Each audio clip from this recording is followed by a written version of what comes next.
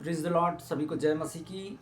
आज का वचन है और उत्पत्ति उसका 3 अध्याय और 17 वचन से लेकर 18 तक 19 तक हम पढ़ते हैं।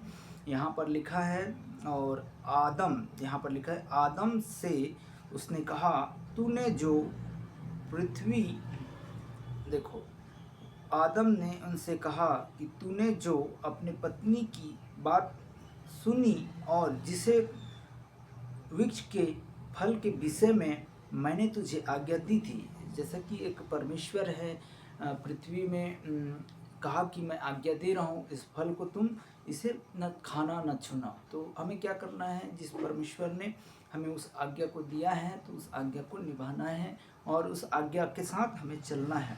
तब कह रहा है कि मैंने तुझे तो आज्ञा दी थी कि तूने उससे न खाना, क्योंकि तूने उसे न खाना। उसने कहा, उसको तूने खाया है, उसने खा लिया, इसीलिए तुम भूमि के कारण, इस भूमि में तेरे कारण श्रापित हुए हैं। हालेलुया। उसके कारण क्या है? श्रापित हो गया है, पूरे श्रापित पाए जाते हैं, है ना। तो उसने कहा, श्रापित है तू, उसकी उपजाऊ जीवन भर क्या करोगे? दुख के साथ खाया करोगे। मतलब क्या है? अब देखो, उसके कारण श्रापित आया, श्रापित के कारण कह रहे कि अब तू जीवन भर क्या करेगा? दुख के कारण खाया करेगा। वही तेरे लिए कांटे और कटारे उगाया करेगा और तू खेती की उपजाऊ खाएगा और अपने माथे की पसीने की रोटी खाया करेगा। अंत में मिट्टी में मिल जाएगा, क्योंकि उसी मिट्टी से निकला गया है।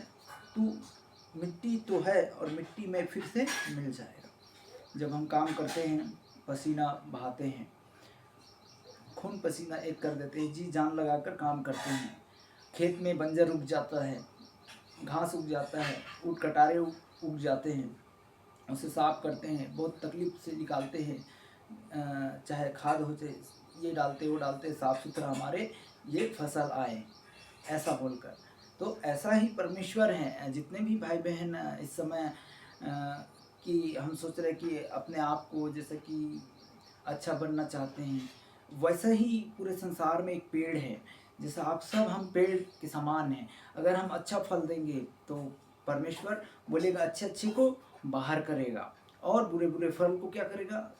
जला देगा। जैसा कि आप लकड़ी हो, चाहे पेड़ हो, चाहे पौधा हो, उसे क्या करते हैं? वैसा ही परमेश्वर का ये मार्ग है।